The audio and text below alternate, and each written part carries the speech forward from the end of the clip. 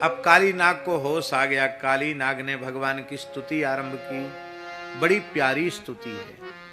यद्यपि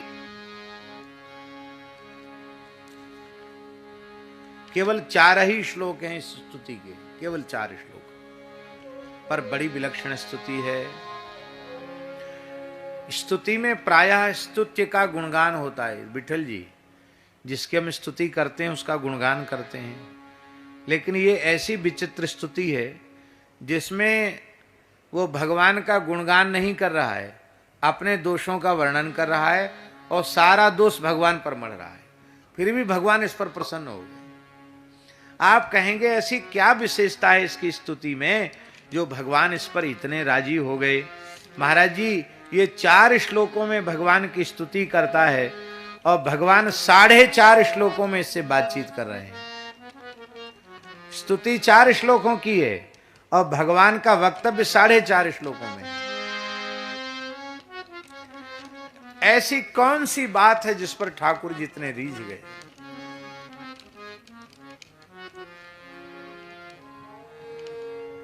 न जाने कौन से गुण पर दयानिधि रीझ जाते हैं। कौन सा गुण था ये। काली नाग का सबसे बड़ा गुण है कि उसने भगवान के सामने कोई छल कपट नहीं रखा, अपने आप को खोल कर रख दिया भगवान के सामने। यही भगवान को प्रिय है। निर्मल मन जन सो मोहि पावा, मोहि कपट छल छिद्र न भावा। ये इसकी सबसे बड़ी विशेषता है। इसकी वाणी में कहीं कपट छल छिद्र नहीं है। हम लोग बनावटीपन नहीं छोड़ पाते, ना भगवान के सामने बनावटीपन छोड़ें, ना संत के सामने बनावटीपन छोड़ें। संसार के सामने तो बनावटीपन रहता ही है। हरि गुरु संतों के सामने भी हम बनावटीपन ही प्रदर्शित करते हैं, असलियत उनके सामने नहीं रखते हैं। हम जैसे हैं नहीं वैसा अपने आप को उनके सामने प्रमाणित करते हैं। अरे भाई ठाकुर जी से कुछ छिपा हुआ है क्या। जब छिपा हुआ नहीं है तो आप कैसे प्रमाणित करोगे।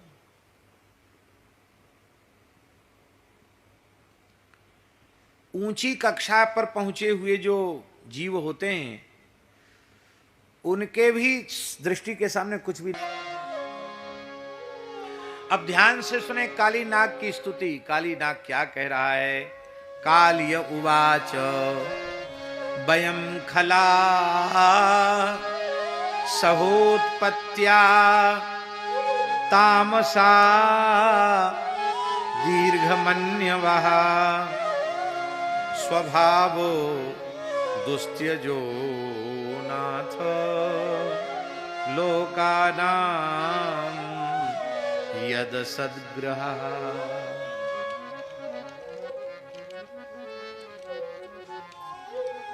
हम लोग हैं तो दुष्ट, ध्यान से सुने, पर बनते हैं सज्जन। भीतर से दुष्टता भरी भई है और बाहर से सज्जनता का अभिनय करते हैं। काली नाग कह रहा है कि महाराज हम सज्जन नहीं हैं, वयम खला, हम खल हैं, दुष्ट हैं। अच्छा कहना चाहिए था उसको अहम खलह, पर अहम खलह ना कह के कह रहा वयम खलाह। माने हम अकेले अपने खानदान में दुष्ट हो गए हों ऐसी बात नहीं है। हम तो, हमारा तो पूरा खानदान का खानदान दुष्ट है। 2 तरह के दुष्ट होते हैं।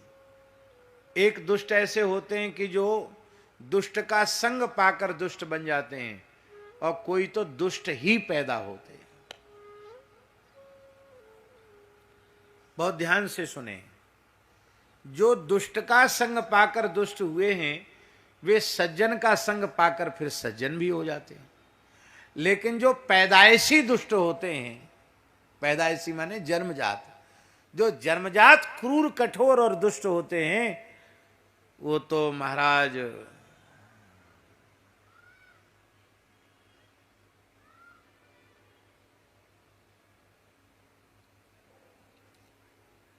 कहीं चले जाएं, उनमें सुधार नहीं होता है। फूलई फरई न बेत जदपि सुधा बरसही जलद, मूरख हृदय न चेत जो गुरु मिलही विरिंची। उनमें परिवर्तन नहीं होता। काली नाग कह रहा है हम सब तो जन्मजात दुष्ट हैं और आप तो सात्विक जीवों से प्रेम करते हैं, हम तो घोर तमोगुणी हैं, तामसा। आपके भक्त क्रोध रहित होते हैं पर दीर्घ मन्यवः, हम तो महाक्रोधी हैं, बहुत लंबे समय तक भी क्रोध का बदला चुकाना भूलते नहीं है।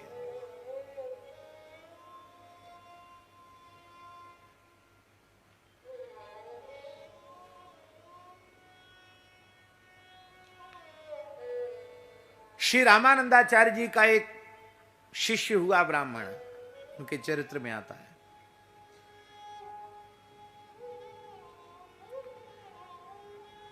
वो प्रत्येक जन्म में सर्प दंशन से उसकी मृत्यु होती थी और वह ब्राह्मण जातिस्वर था, अपने कई जन्मों की याद थी उसको। इस बार मरने के लिए वो काशी आ गया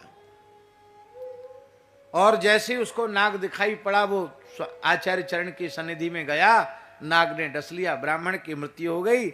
आचार्य चरण ने शंख बजाकर ब्राह्मण को जीवित कर दिया और नाग से कहा कि अरे भाई क्यों इस ब्राह्मण के पीछे तुम पड़े हो? बोले ये वही ब्राह्मण है जिसने जन्मेजय को सर्प यज्ञ की विधि बताई थी। तब से मैंने सौगंध खा रखी है, जहां कहीं भी जाकर पैदा होगा मैं इसे डसूंगा। इसके सैकड़ों जन्म हो गए, मैं इसको डसता चला आ रहा हूं। तब आचार्य चरण ने कहा अब तो मैंने जीवित कर दिया, अब तुम इसे मार नहीं सकते हो। फिर आपने उस नाग को भी दीक्षा देकर के कृतार्थ किया। ऐसा उनके चरित्र में। दीर्घमन्यवः, हम बहुत लंबे समय तक, कई कई जन्मों तक भी वैर का बदला चुकाते रहते हैं। बोले इसमें हमारा कोई दोष नहीं है। क्यों? बोले स्वभावो दुस्त्यजो नाथ, हे नाथ स्वभाव दुस्त्यज होता है। जब सारी सृष्टि आपने बनाई है तो स्वभाव बनाने हम कहां से चले आए? हमारा स्वभाव भी आपका ही दिया हुआ है, मैं क्या करूं?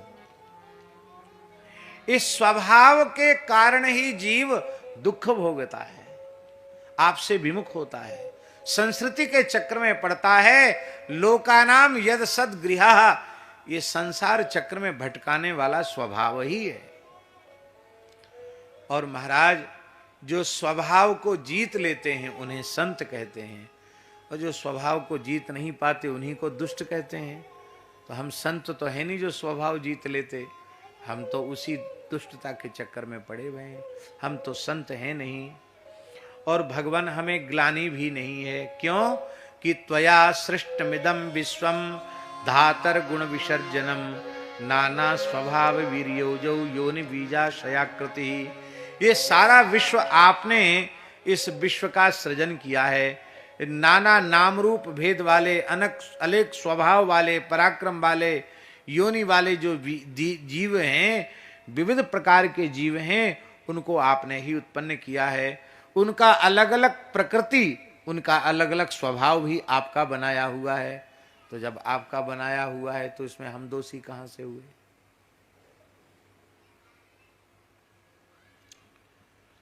और भगवान तुम कहो कि नहीं, तुमको अपने स्वभाव को सुधारना चाहिए, तो वयम तत्र च भगवान सर्पा जात्युरुमन्नवः, हम सज्जन साधु महात्मा नहीं हैं, हम तो सर्प हैं और हम तो क्रोधी स्वभाव के होते ही हैं।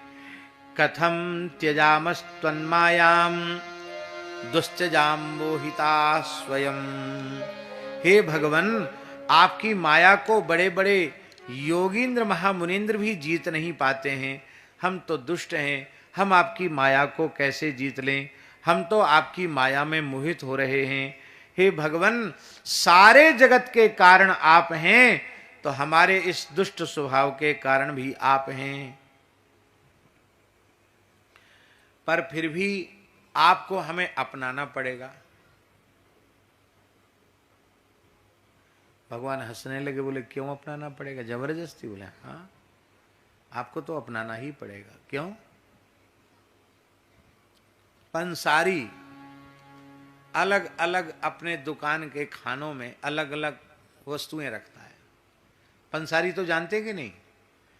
जिस डिब्बे में काली मिर्च रखी, हाथ डालेगा तो काली मिर्च मिलेगी। जिस डिब्बे में मिश्री रखी, हाथ डालेगा तो मिश्री मिलेगी। जिस डिब्बे में सौंठ रखी है, हाथ डालेगा सौंठ मिलेगी। जिस डिब्बे में पीपली रखी है तो हाथ डालेगा तो पीपली मिलेगी। ऐसा तो नहीं है कि काली मिर्च के डिब्बा में हाथ डालने पर मिश्री निकल आवे, मिश्री के डिब्बा में की जगह काली मिर्च निकल आवे। ऐसा तो है नहीं। तो काली नाग बोला, महाराज सारी दुकान आपकी सजाई हुई है, आप पंसारी हो, ये सारी दुनिया आपकी दुकान है।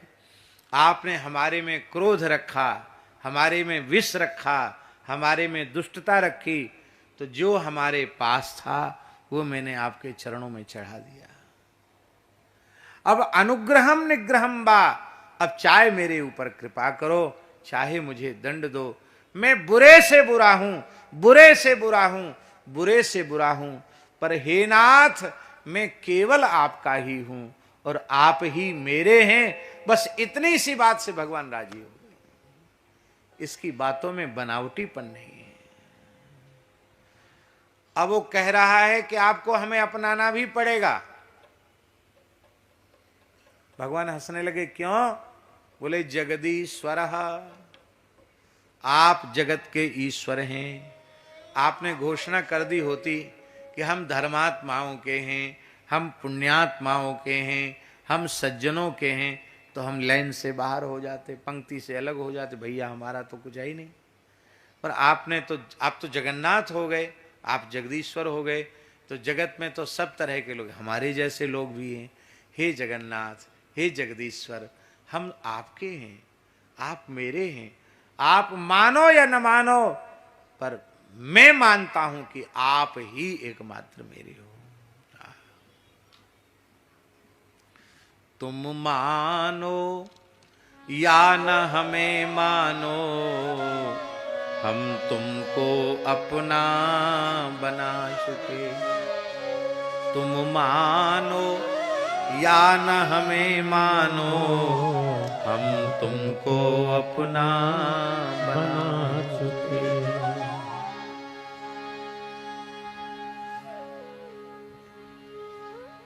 भगवान प्रसन्न हो गए। भगवान ने कहा, कालिय जाओ, तुम समुद्र में चले जाओ, रमणक द्वीप चले जाओ। जो हमारा तुम्हारा स्मरण करेंगे उनको नाग दंशन से भय नहीं रहेगा। जो इस काली हृदय में आकर देवताओं का, पितरों का तर्पण करेंगे, वे संपूर्ण पापों से मुक्त हो जाएंगे। तो काली दह में स्नान की बड़ी महिमा है। काली नाग ने कहा, महाराज आपका वाहन गरुड़ मेरा भक्षण कर जाएगा। तब भगवान ने कहा, नाद्यान मदपाद लांछितम, मदपाद लांछितम न अद्यात। मेरे चरणों के चिन्ह से युक्त होने के कारण अब गरुड़ तेरा भक्षण नहीं करेंगे। गरुड़ तोरे तुझे अपने हृदय से लगाएंगे। गरुड़ जी का एक ध्यान प्रसिद्ध है पुराणों में, जिसमें एक नाग को गरुड़ जी अपनी छाती से लगाए हुए हैं। वो नाग कौन है? वो वही काली नाग है जिसके फणों पर भगवान ने नृत्य किया। अर्थात जो स्वाभाविक शत्रु है गरुड़ जी का, आज वह भी प्रिय हो गया, क्योंकि भगवान के चरण कमल उसके मस्तक पर पड़ गए। इस नाग ने और नाग पत्नियों ने भगवान को दिव्य वस्त्र धारण कराए, मणियों के हार धारण कराए और दिव्य चंदन का लेप किया। कमल की सुंदर माला भगवान को धारण कराई। पूजयित्वा जगन्नाथम प्रसाद्य गरुड़ध्वजम ततः प्रीतोभ्यनुज्ञातः परिक्रम्याभिवंद्यतम। भगवान जगन्नाथ गरुड़ध्वज का पूजन करके, उनकी आज्ञा पा करके, उनकी परिक्रमा करके, और वह अपने इष्ट मित्रों के सहित, परिवार के सहित रमणक द्वीप चला गया। बोलो भक्तवत्सल